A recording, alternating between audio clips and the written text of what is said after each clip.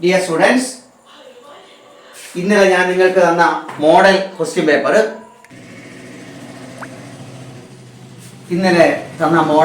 Paper ഒന്നിന്റെ ഉത്തരങ്ങളാണ് ഇന്ന് പറഞ്ഞു തരുന്നത്. ഇന്നലെ ചെയ്യാൻ പറ്റാത്തവർ വളരെ നന്നായി ശ്രദ്ധിക്കുക. ചെയ്തവർ ആൻസർ ശരിയാണോ എന്ന് വെരിഫൈ ചെയ്യുക. 8/5, 3/4 എന്നിവയുടെ തുക കാണാനാണ് പറഞ്ഞത്, സം കാണാനാണ് പറഞ്ഞത്. അതായത് ഈ ഭിന്നസംഖ്യകൾ തമ്മിൽ കൂട്ടണം. രണ്ട് ഭിന്നസംഖ്യകൾ തമ്മിൽ കൂട്ടുമ്പോൾ എന്താണ് ചെയ്യേണ്ടത്? ഛേദത്തിന്റെ ഉത്തരം കണ്ടെത്തണം, അംശത്തിന്റെ ഉത്തരം കണ്ടെത്തണം. ഭിന്നസംഖ്യകൾ തമ്മിൽ കൂട്ടുമ്പോഴും കുറയ്ക്കുമ്പോഴും ഗുണിക്കുമ്പോഴും 3 ക്രിയയ്ക്കും സാധാരണ സംഖ്യകൾ പോയല്ല. ഛേദങ്ങൾ തമ്മിൽ ഗുണിക്കണം. 5, 4, 20. ഉത്തരത്തിന്റെ ഛേദം 20. അംശം കണ്ടെത്താൻ 8, 4, 32 കൂട്ടണം. 5, 3, 15. 32ഉം 15ഉം കൂട്ടിയാൽ 47 കിട്ടും. ഓക്കെ. 8/5 കൂട്ടണം 3/4 സമം 47/20. ഒരു കാരണവശാലും 8ഉം 3ഉം കൂട്ടി 11 എന്നും 5ഉം 4ഉം കൂട്ടി 9 എന്നും എഴുതുന്ന വിഡ്ഢിത്തരം കാണിക്കരുത്. നവോദയ ക്ലാസ്സിൽ വന്ന ഒരു കുട്ടിയും ഭിന്നസംഖ്യകൾ തമ്മിലുള്ള ക്രിയ സാധാരണ സംഖ്യകൾ തമ്മിലുള്ള ക്രിയയുമായി കൂട്ടി യോജിപ്പിക്കരുത്. ഓക്കെ, നമുക്ക് രണ്ടാമത്തെ ചോദ്യത്തിലേക്ക് പോകാം. ശരിയിടാം, തെറ്റുള്ളവർ തെറ്റിട്ട് ശരി മനസ്സിലാക്കുക. നമുക്ക് രണ്ടാമത്തെ ചോദ്യത്തിലേക്ക് പോകാം. അടുത്ത ചോദ്യം 8/10 ഗുണിക്കണം 5/4. ഞാൻ പറഞ്ഞിട്ടുണ്ട്, കൂട്ടൽ, കുറയ്ക്കൽ, ഗുണിക്കൽ, ഹരിക്കൽ ഏത് ക്രിയ ചെയ്താലും ഛേദത്തിന്റെ ഉത്തരം ഗുണനമാണ്.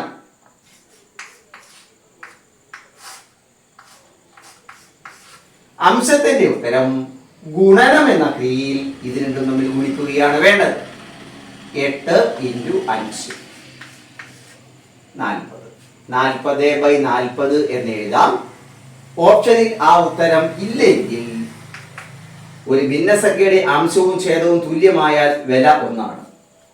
അപ്പോൾ നമ്മൾ ഓപ്ഷനിൽ 40/40 ഇല്ല എങ്കിൽ 1 എന്ന ഉത്തരം ഉണ്ടാകും.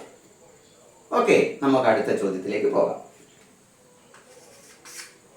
1/2 ഹരണം 4/7. ഒരു കാര്യം ഉറച്ചു പഠിച്ചു വെക്കണം.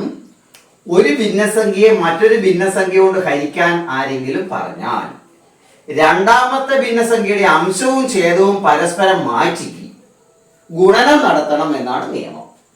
അപ്പോൾ 1/2 ഹരണം 4/7 സമം 1/2 ഗുണനം 7/4. ഇനി ഗുണനപരമായി ഉത്തരം കണ്ടാൽ മതി. 2, 4, 8, 1, 7, 7. അപ്പോൾ ഇതിന്റെ ഉത്തരം 7/8. ഒരു ഭിന്നസംഖ്യയുടെ അംശവും ഛേദവും പരസ്പരം മാറ്റിയാൽ മറ്റൊരു ഭിന്നസംഖ്യ കിട്ടും. ആ ഭിന്നസംഖ്യക്ക് മലയാളം മീഡിയത്തിലെ കുട്ടികൾ വ്യുൽക്രമം എന്നും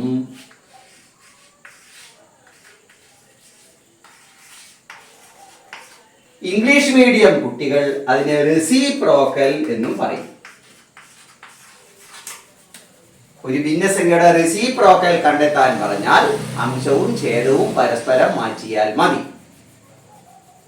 നമുക്ക് അടുത്ത ചോദ്യത്തിലേക്ക് പോകാം.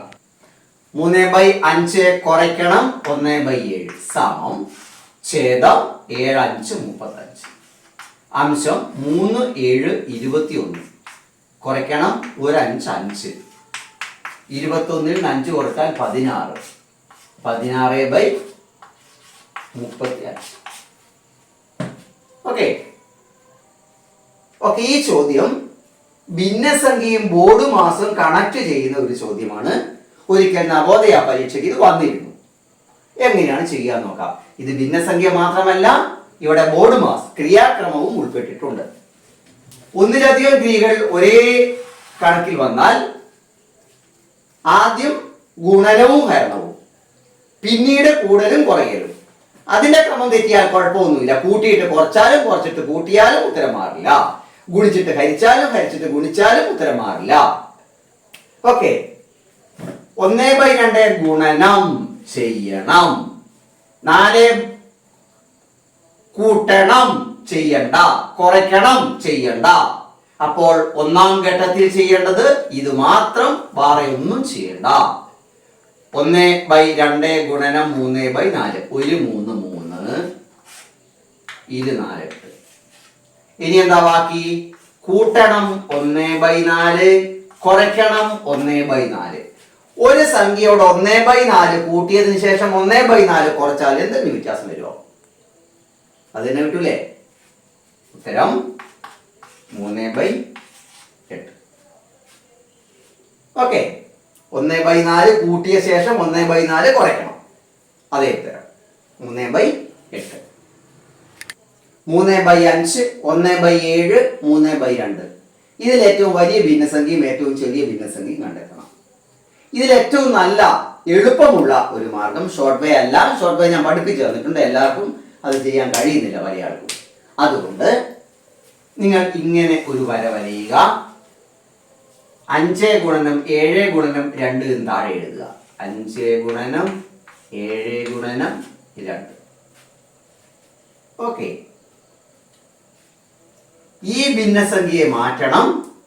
5 വേണ്ട. ഈ സംഖ്യക്കകത്ത് 5 ഒഴിവാക്കിയാൽ, ഇവിടെയുള്ള 5 ഇവിടെ നിന്ന് ഒഴിവാക്കിയാൽ 7 × 2, 7 × 2 × 3, 7 × 2 × 3. ഇത് ഒന്നാം ഭിന്നസംഖ്യയുടെ വിലയായി കണക്കാക്കാം. രണ്ടാം ഭിന്നസംഖ്യ ഇവിടെ 7 ഉണ്ട്, 7 ഇവിടെ ഇല്ല എന്ന് വിചാരിച്ചാൽ 5 × 2, 5 × 2 × 1. അടുത്ത ഭിന്നസംഖ്യ 2 ഇവിടെയുണ്ട്, 2 ഇവിടെ ഇല്ല എന്ന് വിചാരിക്കുക. ഇവിടുത്തെ 2 ഇവിടെ എഴുതാൻ പാടില്ല. കഴിച്ചെന്താ ഉള്ളേ? 7 × 5 × 3.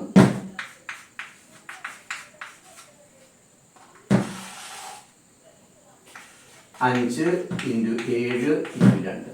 ഇനി ഈ 7 14, 14 3, 14 3, 3 4 12, 1 3 3, 1 4, 42. I2 10, 10 1 10, 7 5 35, 35 3,